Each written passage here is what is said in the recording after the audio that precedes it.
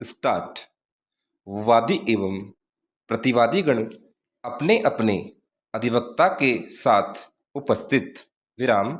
दौराने बहस विद्वान अधिवक्ता वादी ने तर्क प्रस्तुत किया कि हस्तगत प्रकरण में प्रतिवादी संख्या 7 रामप्रसाद की मृत्यु हो चुकी है, जिसके विधिक वारिसान कमला देवी, संजू देवी, पिस्ता देवी एवं श्यामा देवी को मृतक प्रतिवादी रामप्रसाद के स्थान पर प्रतिवादीगण के रूप में संयोजित किए जाने का निवेदन किया।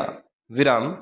विधिक वारिसान को न्यायालय द्वारा जरिए नोटिस तलब किया गया, परंतु वे बावजूद बाद तामील न्यायालय के समक्ष उपस्थित नहीं हुए।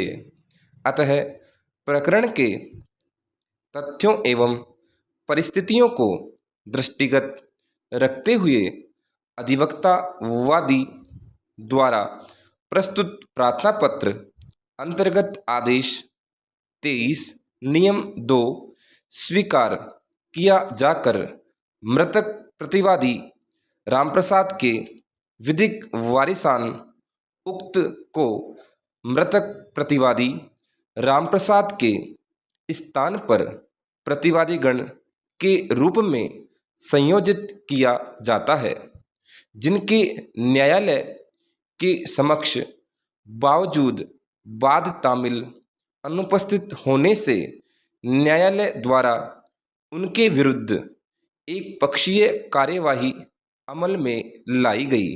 विराम। पैरा। दूसरी ओर विद्वान अधिवक्ता प्रतिवादीगण ने उक्त तर्कों का विरोध करते हुए मुख्य रूप से तर्क प्रस्तुत किया कि वादी के द्वारा प्रकरण में विलंब कारित करने के उद्देश्य से प्रार्थना पत्र प्रस्तुत किया है। विराम। प्रतिवादी द्वारा वादी के बैंक खाते में कोई राशि नहीं जमा करवाई गई है।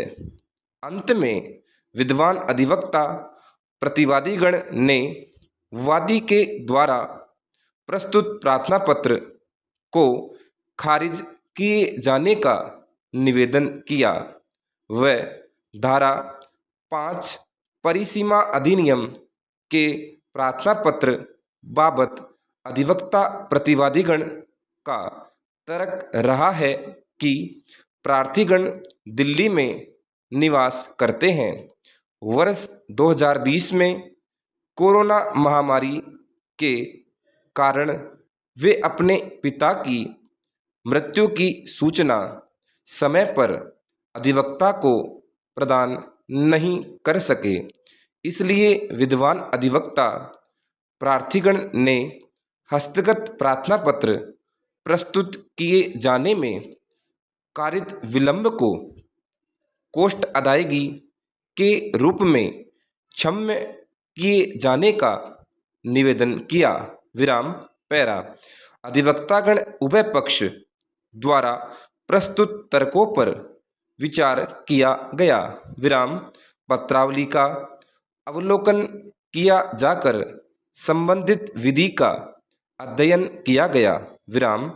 हस्तगत प्रार्थना पत्र के माध्यम से प्रतिवादी ने वादी के बैंक खाते की डिटेल तलब किए जाने के संबंध में निवेदन किया है तथा अपने तर्कों के समर्थन में प्रतिवादी ने जमा पर्ची दिनांक 25/8/2016 फॉर्म संख्या 3 के साथ प्रस्तुत की है, जिसके अवलोकन से प्रकट होता है कि उक्त जमा पर्ची पर बैंक का स्टाम्प अंकित नहीं है।